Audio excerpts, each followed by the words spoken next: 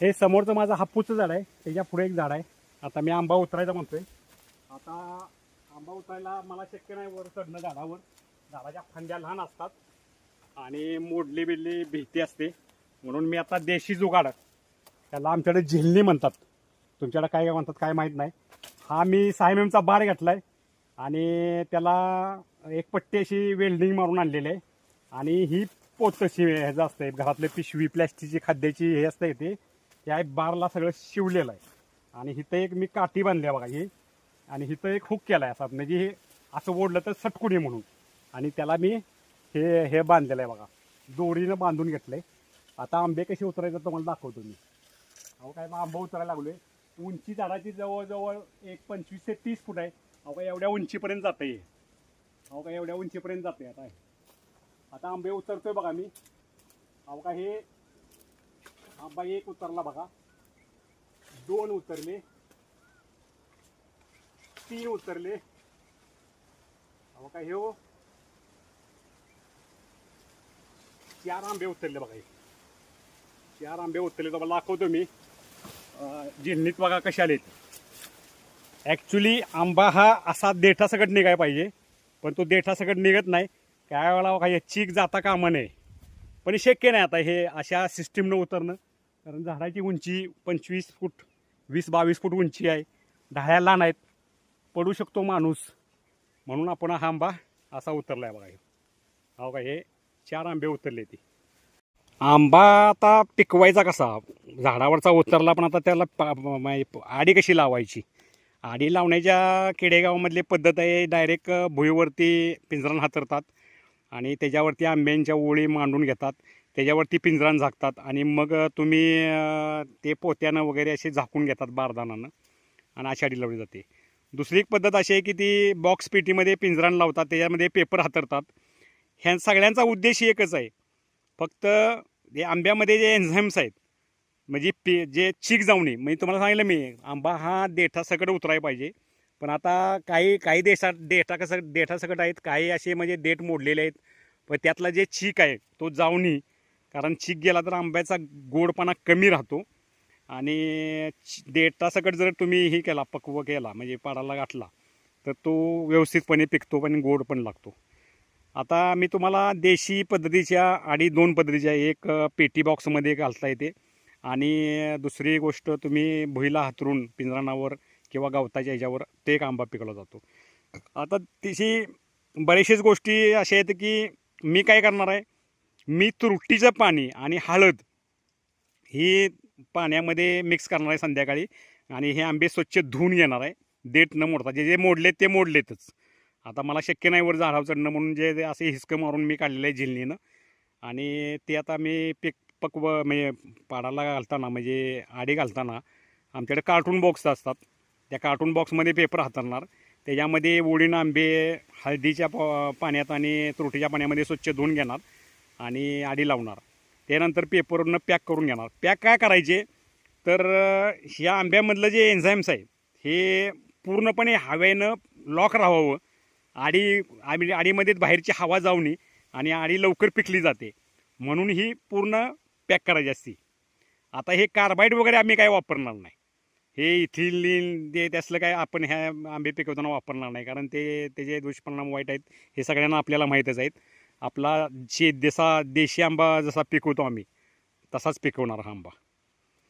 हो का एवढे आंबे उतरले ती. आता माझ्याकडं किती आंबे प्रकारचे आहेत तुम्हाला दाखवतो मी. हा जो आंबा दिसतोय मी दाखवतो. पूर्वीचे लोक काय करायचे, पूर्वीचे लोक आंबा उतरताना त्यांच्याकडे एवढे ॲडव्हान्स टेक्नॉलॉजी नव्हती. तर जर पाडाचे पिकलेले आंबे जर झाडाखाली गावले, बघा हे पुढे एक पडला आहे, हे 2 पडलेत, पाखराने खाल्लेत बघा, खारुड्याने खाल्लेत, पुढं आंबे दिसतात बघा पिवळे पडलेले. आता पूर्वी लोक असे म्हणायचे की पाडाचा आंबा सापडल्याशिवाय आंबा उतरत नव्हते. आता त्यांचंही म्हणणं बरोबर आहे. आता तुम्हाला मी दाखवतो. एक माझ्याकडे देशी आंबा आहे, एक रत्न आहे आणि एक रत्ना हापूस आहे, रत्नागिरी हापूस. हो का हे 3 आंबे आहेत. हा जो दिसतोय रत्ना हापूस आहे, हा रत्न आहे. हापूसचाच प्रकार आहे, पण हे जी कुई जाड असती, हे जी कुई भरपूर मोठी असती, पण ह्याला कुई एकदम बारीक असते बघा. याला एकदम बारीक असते, याला केसर अजिबात नसतं. जरी आपण चोकून खाल्ला तर याला केसर नसतं. हा केळी आंबा आहे आमचा देशी. हा केळाच्या आकारासारखा लांबडा दिसतोय बघा ह्यो. अहो का, हा आंबा लांबडा दिसल्यामुळं त्याला आम्ही केळीचा आंबा असं म्हणतो. म्हणजे लांबीला जादा आहे केळासारखा, म्हणून त्याला केळीचा आंबा म्हणतो.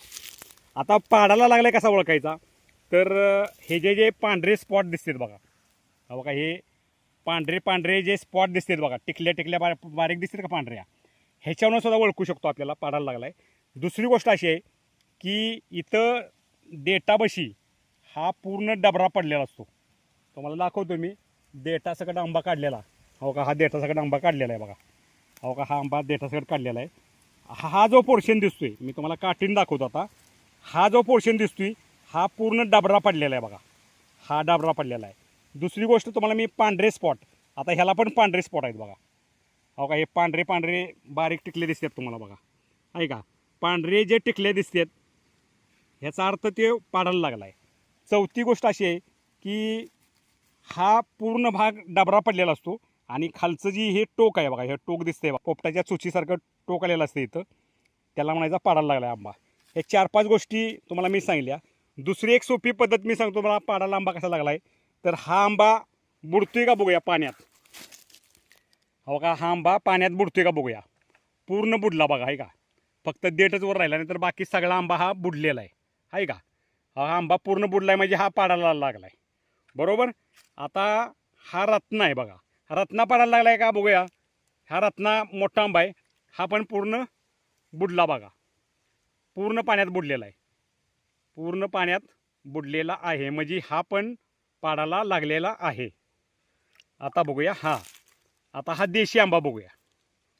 हा देशी आंबा पाडायला लागलाय का खात्री करूया आपण. आपल्याला तुमच्या समोरच प्रॅक्टिस करून दाखवतो.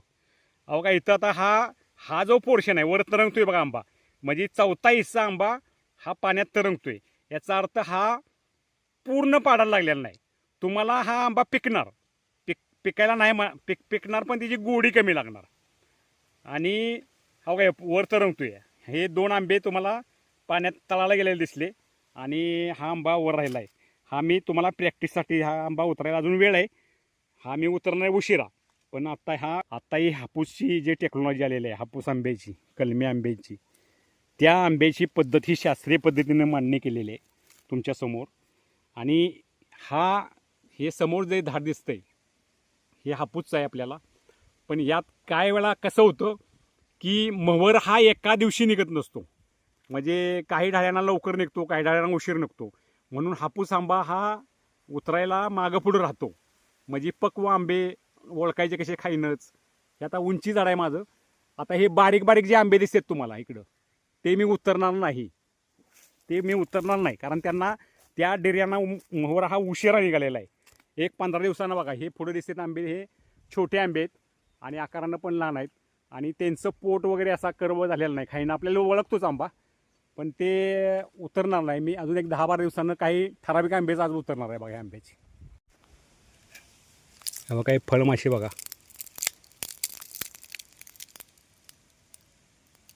फळमाशी कशी दिसते बघा हे समोर आंब्याची कशी दिसते बघा फळमाशी. ही फळमाशी काय करते, दंश करते. म्हणजे पक्व झालेला आंबा साल मऊ असल्यामुळे सोंडणं ही करते बघा. आता इकडच्या आंब्यावर बसली बघा, ही बघा, ह्या आंब्यावर बसली बघा. आणि ही सोंडणं साल मऊ असते पिकलेल्या आंब्याची, दंश केला की तिथं आळी तयार होते त्याची. म्हणजे जसा आंबा पिकल तसा त्याला आळी लागली म्हणणार किंवा आंबा खराब झाला आहे म्हणणार, असा प्रकार होतो. आणि तुम्हाला माशी बसलेली दिसली म्हणून मी तुम्हाला हे शूटमध्ये दाखवलं बघा. हो पुढं बघा माशी दिसत्या, फिरत्या बघा त्या आंब्यावर. तिने ते आता दंश केलेले आहेत बघा. हा आंबा पिकला की ह्यात आळ्या होणार बघा. आता हे असे आंबे पण ओळखता आले पाहिजेत आपल्याला. हो काय.